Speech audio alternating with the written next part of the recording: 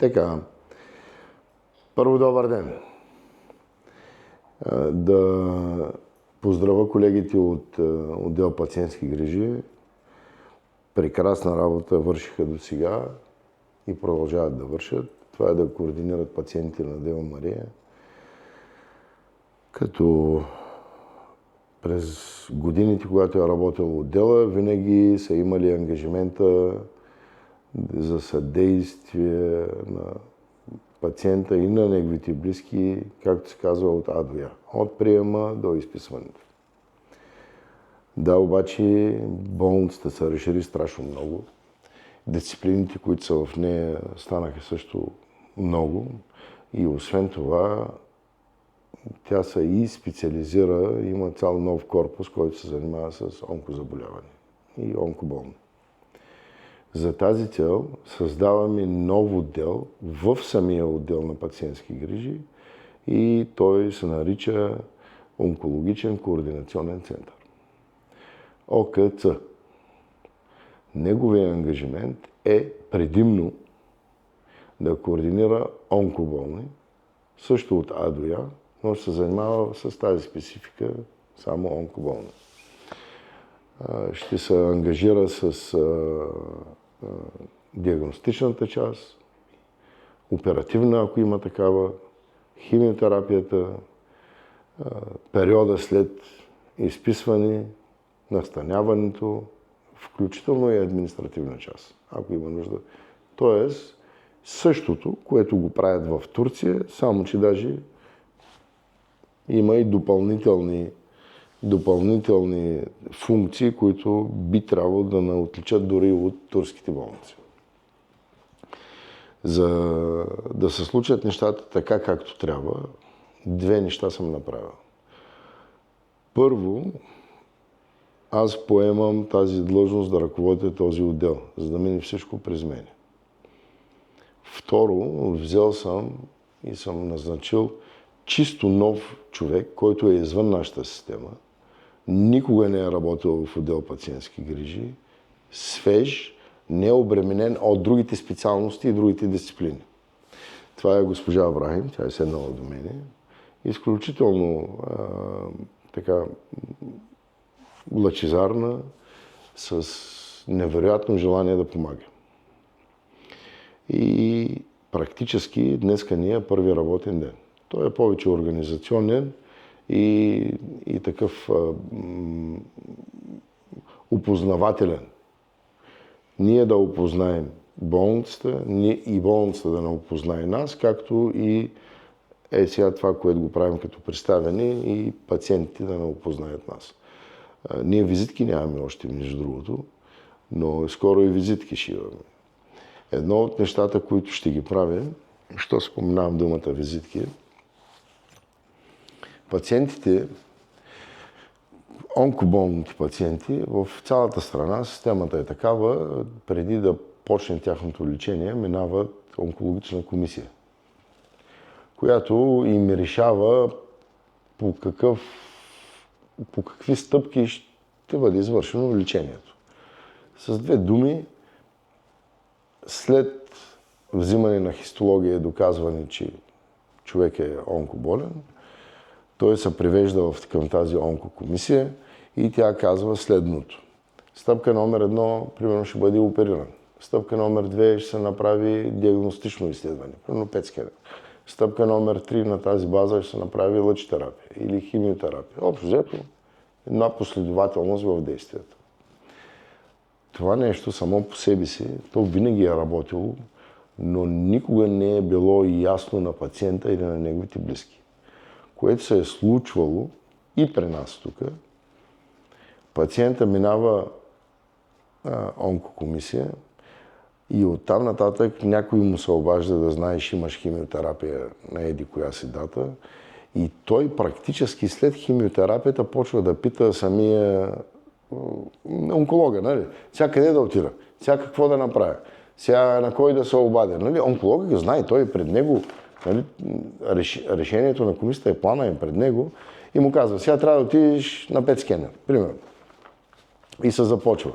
Преди тая служба да я има за онкологичния координационен център, обажда се някой пациентски грижи, кара го в пет скенера, записва го, но има едно постоянно питане какво да прави, каква е следващата стъпка. Включително, преминава пет скенер, добре, какъв е резултата? Сега къде да отидах? Сега какво да направя? И разбира се, този, който прави диагностиката, му казва, върни се пред твоя лекуващ лекар. Да, аз имам 3 лекуващи лекари. През уролога съм минал, примерно казвам, през лъчетерапевта и през химиотерапевта. Нали? Кой ми е лекуващия лекар? Нали? Става така, малко неяснотия има. А да не говорим, че близките на пациентите са най-объркани. Защото близкият поел ангажимент към баща си, към дядо си и той трябва да организира всичко. Трябва да организира транспорт, трябва да организира някой да го чака, някой да го вземе, някой да го върне. Той трябва да си вземе отпуска за този ден. Ама какво се случи точно? На кой да се обади? Всичко това ние сега го вкарваме в тая служба и ще координираме цялата дейност, но след комисията, като приключи, това е абсолютна иновация, ще се дава лечебен план. Не протокола от комисията. Не детайлите, не че няма да ги имат какво ти е лечението и каква ще е химиотерапията. Но ще се даде едно като адженда. Нали, ето ти лечебния план на твоя близък. И там пише, да знаеш, ще мине химиотерапия в периода, не в ден, дата, час точно, но да знаеш между примерно август и септември ще е химиотерапия. После между ноември и декември трябва да има 5 скенера. Тоест ние вече ги вкараме в една рамка. Нали? Знаеш, че през тези периоди трябва да се случат тези неща и долу, разбира се, ще има на много хубаво описание, обяснение на този, който чете за какво става въпрос и ще има свържете се с вашия координатор. И тук се връщам към визитките. Този лист, дето е лечебния план, към него се слага визитка на член на този отдел на ОКЦ-то. И вече пациента знае или близкия му знае, трябва да се обадя на този човек. Той ще ми уреди абсолютно всичко. Няма лутани, няма разкарвани, няма не знам, ма да питам, намерете ми връзка в Дева Мария, за да стигна, да направя и така нататък.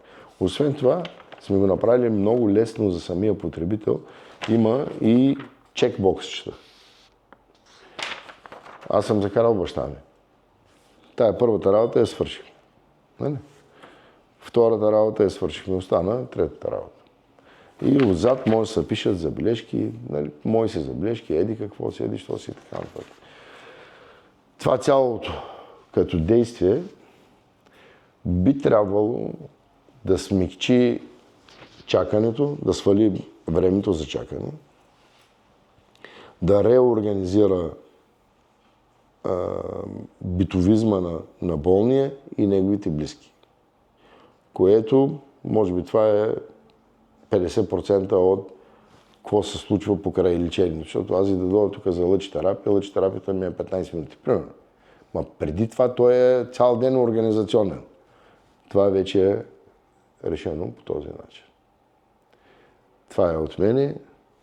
Колежката, ако има да каже нещо, казва. Искам да кажа на нашите пациенти, че аз ще бъда вашата връзка с Университетска болница Дева Мария. И много ми е приятно да съм част от екипа на господин Абу Мелих. И на мен също ми е много приятно. Така, колеги от отдел пациентски грижи. Въпроси имате ли?